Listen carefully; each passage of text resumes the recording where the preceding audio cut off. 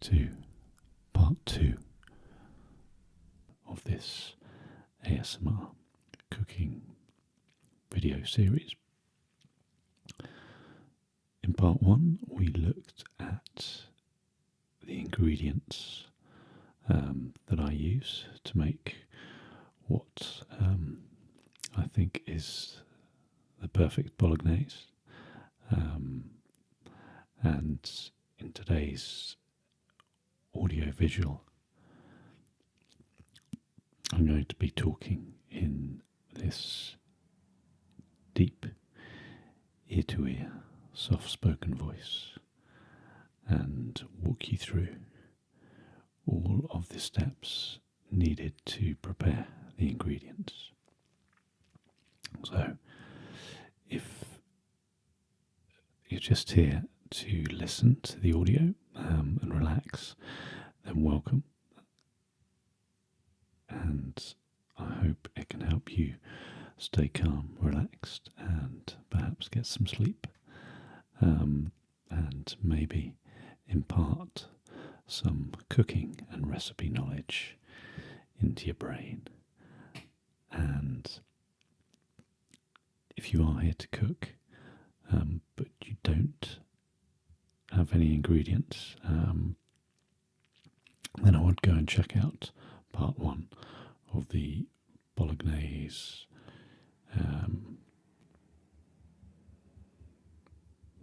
ingredients. I'm trying to think what they're called there.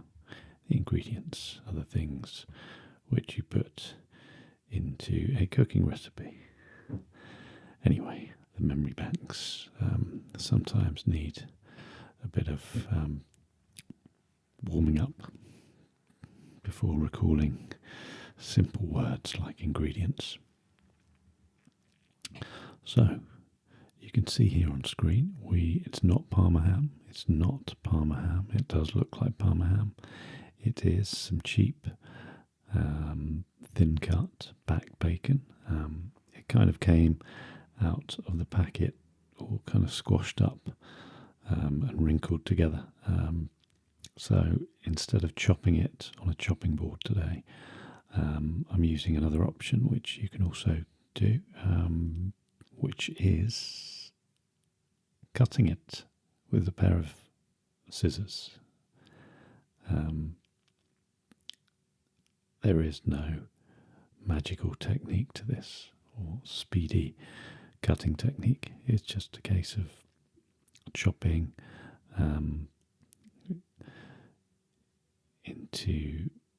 chopping the bacon into kind of rustic chunks. I don't know, say a couple of centimetre sized chunks, and I just find it easier sometimes when it's all kind of squashed up like this, particularly if I haven't sharpened my knife yet, because I bought a new knife sharpening gadget. I'm not really one for gadgets, but my old knife sharpening tool was not really getting my knives sharp enough. So I've got this new gadget, which when I came round to chopping the bacon, I hadn't got out of the packet yet, so I actually do that later in the video and sharpen the knife and use the knife and chopping board to slice and chop up the rest of the ingredients. But here we are, we're just going to cut the bacon into pieces here, and as you can see, it's just a case of cutting and hacking in no particular fashion, and I will quickly change to a completed shot of the cut bacon. There it is, nicely chopped. So you can chop or you can cut. It's entirely up to you.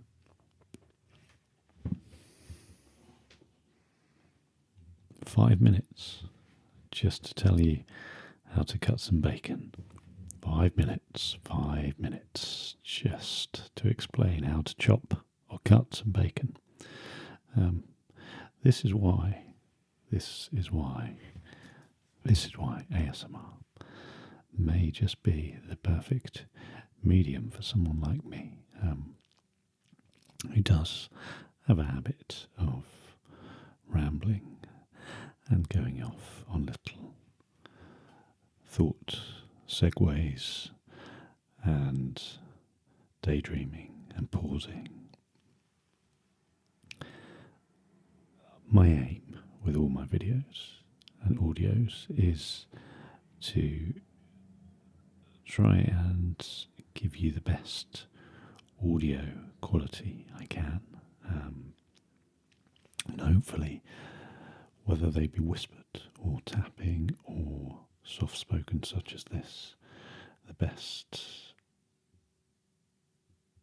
most tingly audio I can give you.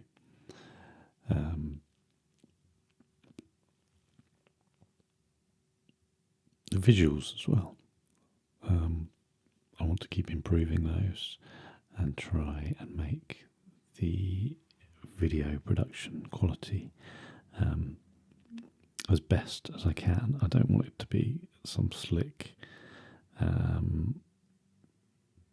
perfectly edited advert or Hollywood movie style visual, but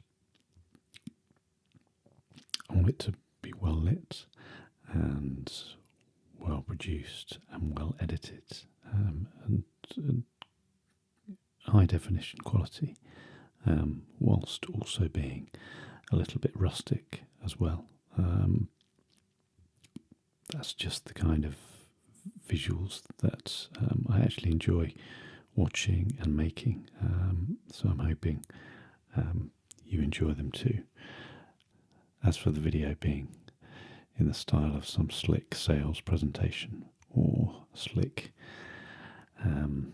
polished advert, I think if that's the kind of visuals you're looking for or the kind of delivery you're looking for, then you're probably in the wrong place. But that's part of the charm of ASMR, and that's, I think, why I enjoy listening to it, because there are no specific set rules as long as it's relaxing and calming and visually pleasing, and can also give you some kind of ASMR tingling sensation, then to me that's all good, and that's all I can hope to deliver out of these videos here. Anyway, this was supposed to be the start of the Bolognese food preparation with a quick 30-second to a minute cutting of some thin cut back bacon. We're now 9 minutes in, so I guess I better get back to the topic at hand and move on to preparing the rest of the ingredients.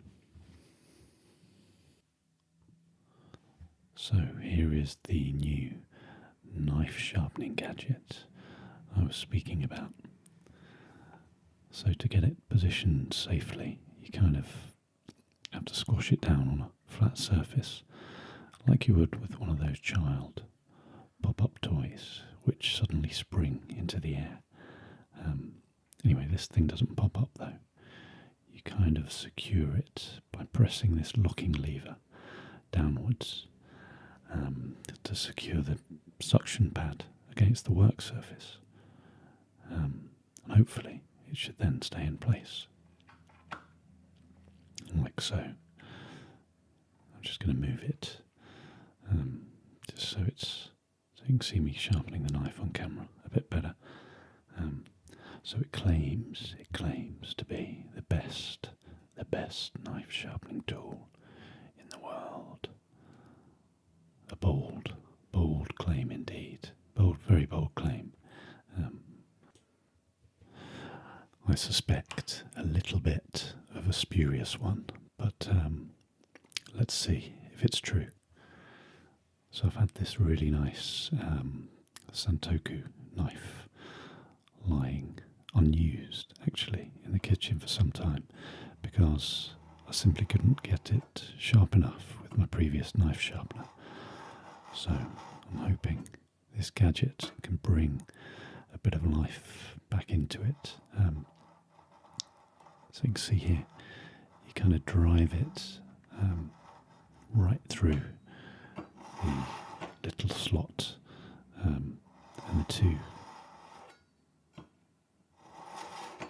bits of sharp metal in one fluid motion. You just have to apply a little bit of pressure as you can see, you're kind of pushing down as you drive the knife through. And that's it. You just do that 3 or 4 times. It says 3 or 4 times, which doesn't seem enough. So I did it a few more times than that, I think. And we're now going to see just how sharp the knife has become. So here we are, finally starting off with some ingredient preparation. And we start off with the celery.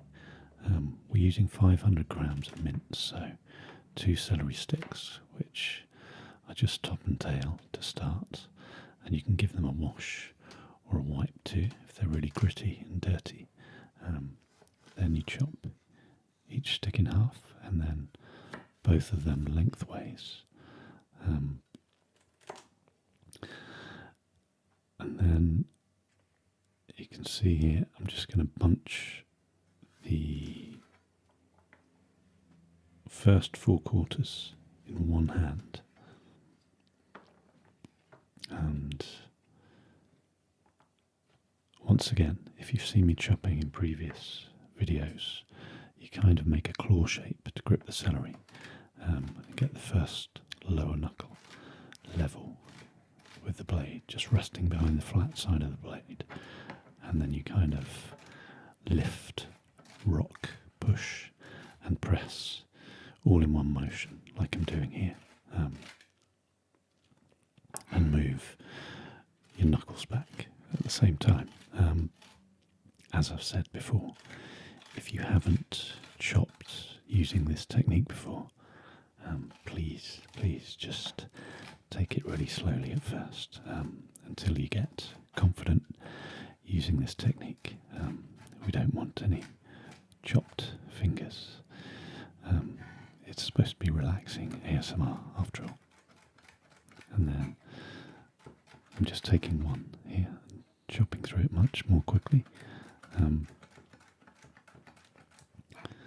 another one, just speedily slicing through there. So the knife, this Santoku knife, which I couldn't get sharp before, is much sharper with this new world's best knife sharpening tool. So it does seem to have worked so far. The real test is going to come a bit later when I chop through an onion. Onions and tomatoes, they're always the real test of whether a knife is truly sharp or not.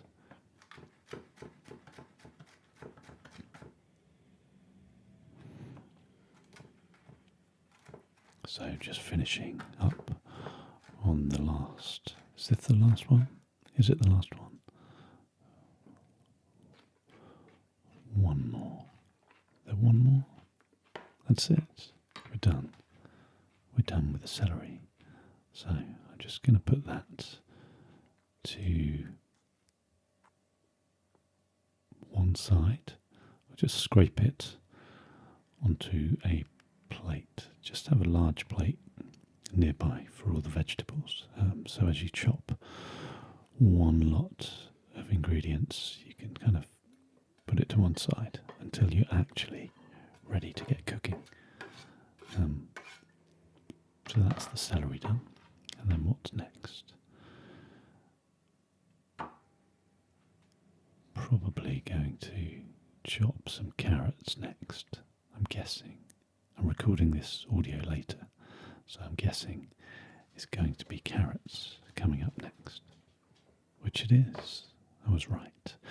So we top and tail each carrot, just one carrot, I think.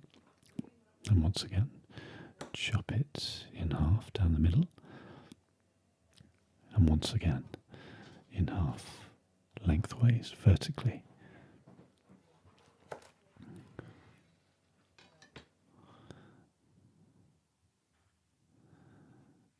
And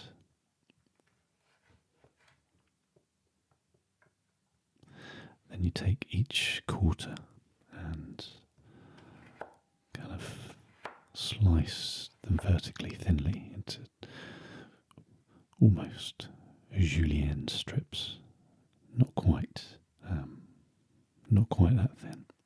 And then once again, same claw technique, and rocking that knife, rocking, pushing, pressing against that lower knuckle, whilst moving your hand back in one motion, and just quickly slice through the carrots. So finely slice. So you just have those finely sliced little chunks there, and then repeat with the next quarter. Julienne lengthways and quickly slicing into little chunks across the width.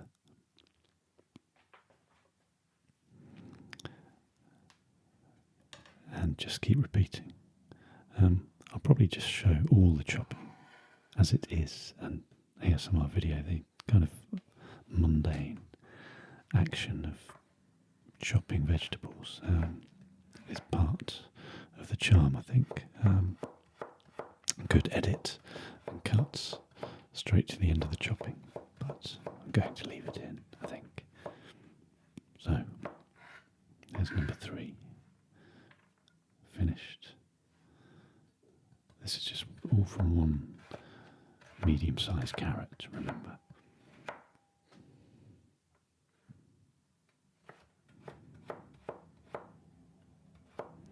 And just slicing through the last one. You can see that. You may not be watching. You may just be lying down with your eyes closed listening. In which case, I must remember to keep talking. Just in case you aren't watching any visuals. And I think I've just had a little crunch there. My first mukbang in your ears. I'm not going to be doing mukbangs. I'm not going to be doing that. So, carrots chopped. And next, onto the mushrooms. I think we had 4 of these kind of medium-sized chestnut mushrooms. Just slice them lengthways and then chop through kind of rustic chunks to start with.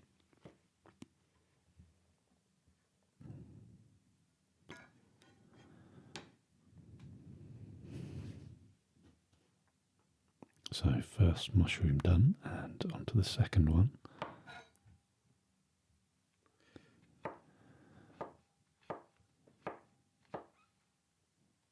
So you just slice through and then chop into chunks widthways, and after you've done that, just kind of bunch all the chopped pieces together and holding the knife at either end, just kind of rock back and forth through just to more finely chop the mushroom pieces. You can actually get something called a mezzaluna knife, which you may have seen before, which is great for doing this same technique.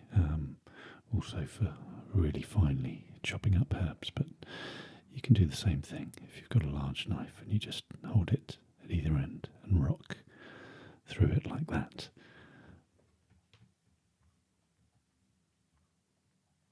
So I've actually seemed to have stopped there on 2 mushrooms. I'm sure I put 4 aside in the original ingredients picture, but no, we seem to have just stopped on 2. So on next to the garlic, which we have 3 cloves of garlic to chop. So once again, when you're chopping garlic, if you just crack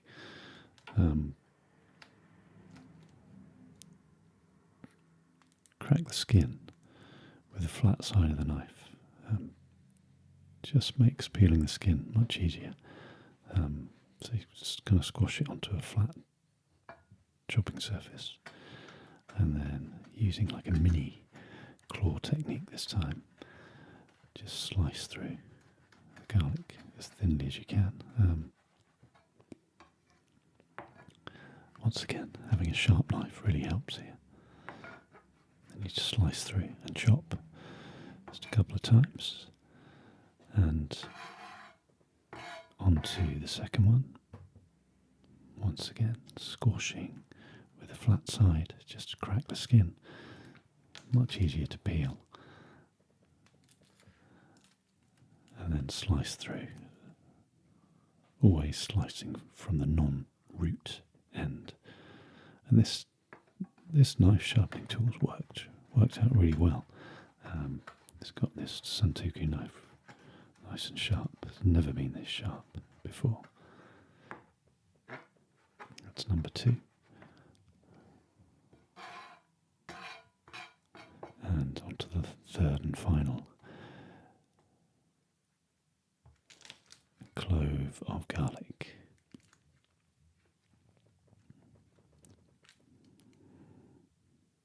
And once you've sliced all 3, what I'm going to do, or what I did do, I think, is just as with the mushrooms, just bunch all the chopped pieces or sliced pieces together, and just holding the knife at either end, rock back and forth through, just to get the garlic much more finely chopped. I just prefer this to using, say, a garlic crusher, which never ever gets clean.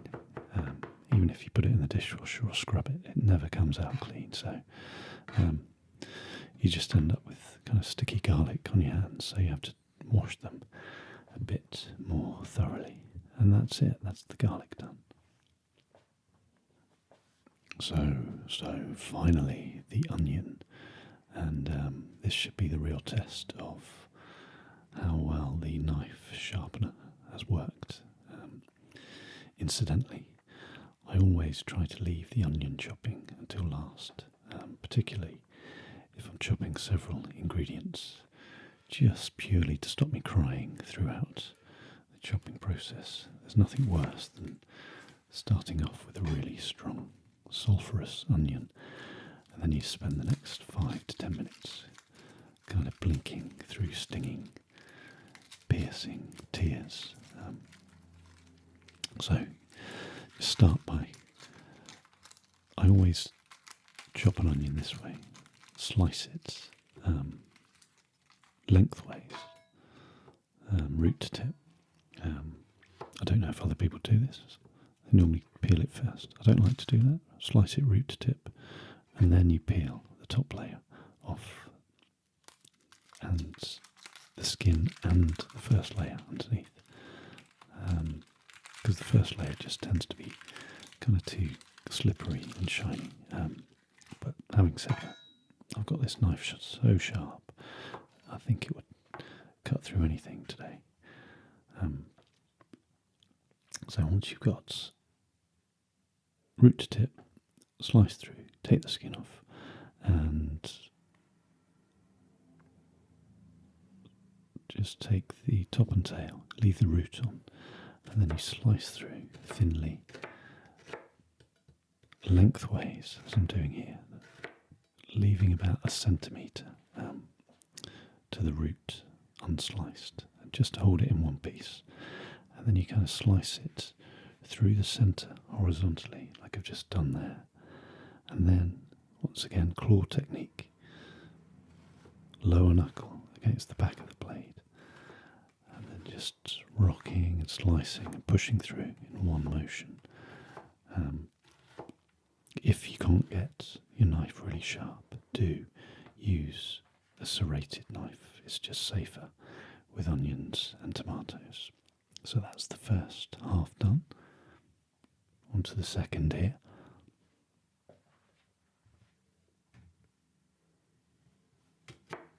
Once again, I'll just talk you through what we do. Slicing lengthways, fine,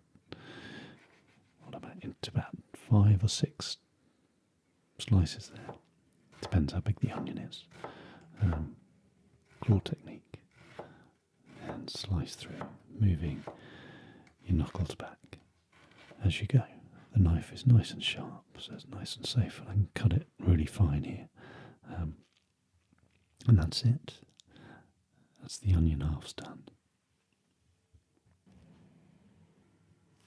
So here we are with all the ingredients, all the vegetable ingredients chopped.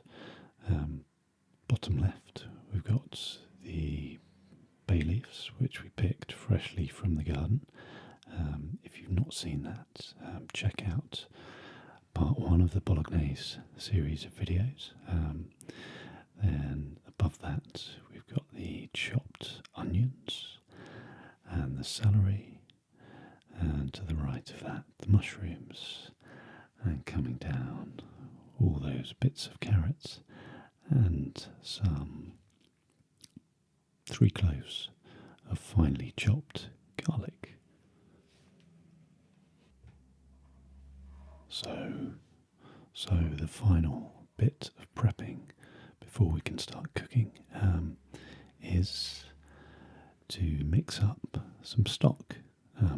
So I'm using beef stock, one of those kinds of gelatinous blobs of stock.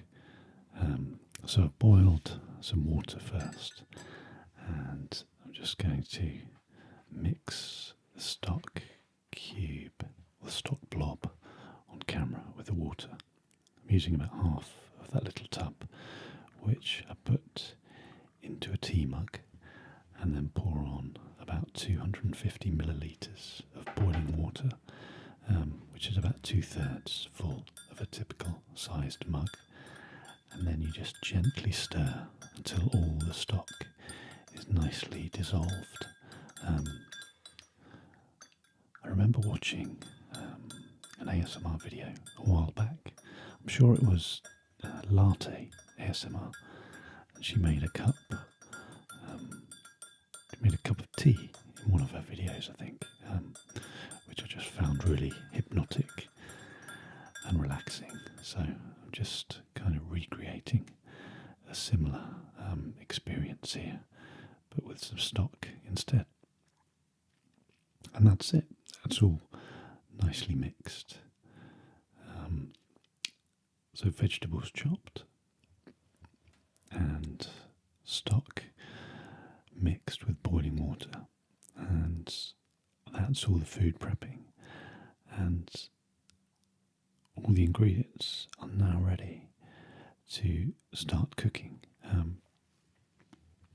So this has been quite a long, drawn out audio and video today, so I'm actually going to split this Bolognese prepping and cooking into a 3-part video series.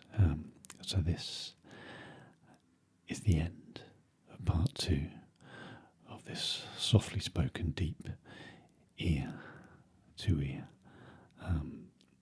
video prepping video of the Bolognese. All the vegetables have been chopped and the stock is ready. And the next time you join me in this video series, we'll actually be cooking the Bolognese for real. So hopefully you've enjoyed this and it's relaxed you and given you some cooking and shopping and food prep knowledge. And I really hope you can join me in part 3 of this Bolognese cooking series. In the meantime, as always, do keep calm, do stay relaxed, and as always, do sleep tight. Good